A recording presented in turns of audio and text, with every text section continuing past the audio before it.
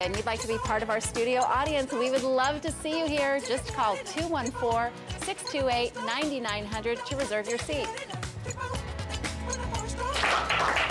Welcome back to the broadcast. Now, I would contend that you aren't a Texan if you don't like steak and potatoes. And when you visit D. Lincoln Steakhouse, you can order one that's grilled to perfection. Executive Chef Juilliard Ishizuka is here in the Sub-Zero Wolf Brentwood kitchen to show us hanger steak with a delicious Texas bourbon sauce. We're keeping it local here, aren't we, Juilliard? Yes, we are. Yes, we are. So good to see you. Thanks for coming in. Good to see you. I have to tell you that my husband would love you if you could teach me how to cook a steak, because I am a complete neophyte in the kitchen. So if you can show me how to do this, you win.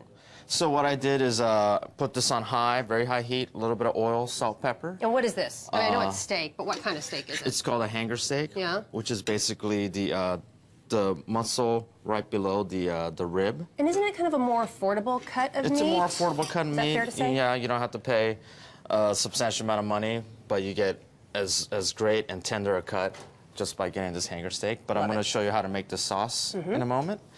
It's basically a Texas bourbon molasses sauce. I put a little bit of oil in here. I'm going to start with a little, it's canola oil, a little bit of garlic, shallots. All the good smells going this morning. Right, a little bit of tomato paste. And these are all super easy ingredients, nothing too crazy whatsoever. This is something that I actually have in my kitchen. I make smoothies, that's about it, Chef. A touch of mustard, and we're just gonna kind of toast that off. I'm gonna hit it with a little bit of brown sugar. Okay, when does the bourbon come in? That's the most important thing. The bourbon comes in right at this moment. Woohoo! I'm gonna kind of glaze that off. Okay. We're gonna kind of cook off all that bourbon.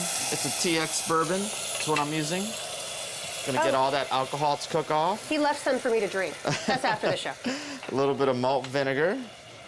And we're just gonna let this reduce down. And finally, with a little bit of molasses. That looks delicious, and it smells so good, too. And I'm dealing with a little bit of a head cold, but it's so fragrant that it even permeates what's stuck up here, for lack of a better way of putting it. So this is all just gonna cook down. This is nice consistency. And that's a pretty quick cook. Now, you cooked the hanger steak before we came on here. How long did this cook in the pan? I just seared it for about roughly 3 minutes per side. That's nothing. And I hit it with a little bit of butter to give it a little bit more nicer sear and glaze. Okay.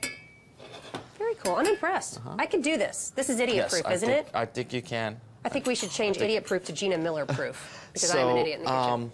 For a little bit of roasted fingerling potatoes, I just roasted in the oven with a little salt, pepper, a little bit of oil, just real quick till it's nice and tender. That'll be a good starch for your dish. And I'm going to remove the steak here. I'm going to slice it ever so thinly with my knife here.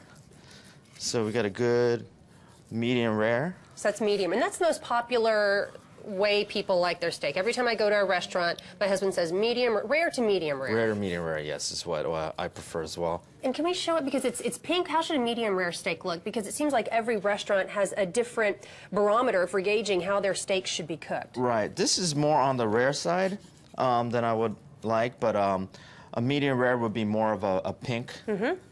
Pink warm center is what we're looking for. So we're just going to place this right on the plate. Beautiful. Like so. Something tells me our most popular guest in studio, Fancy, would like this as well. Courtney's dog. Does Fancy want to come to? Can she try it, Courtney? No. Courtney goes, no. And then the sauce is going to pour right over the steak.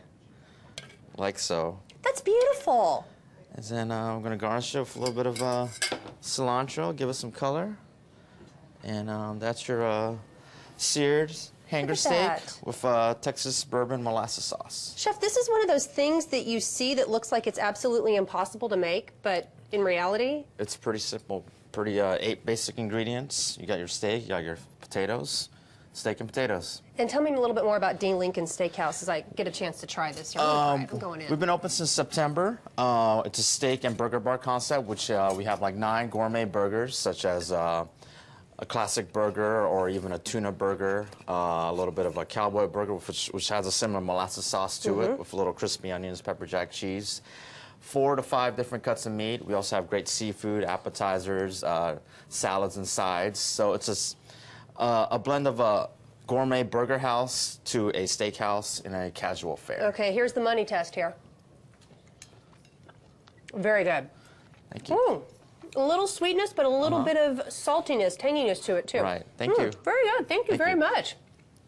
As I swallow, I want to invite you to get the recipe made here today. All you have to do is visit thebroadcasttv.com and click on today's links. 2014 is in full swing, and there is no better time to start working on being your best you. We've got ways for you to tackle change and conquer your life when we return.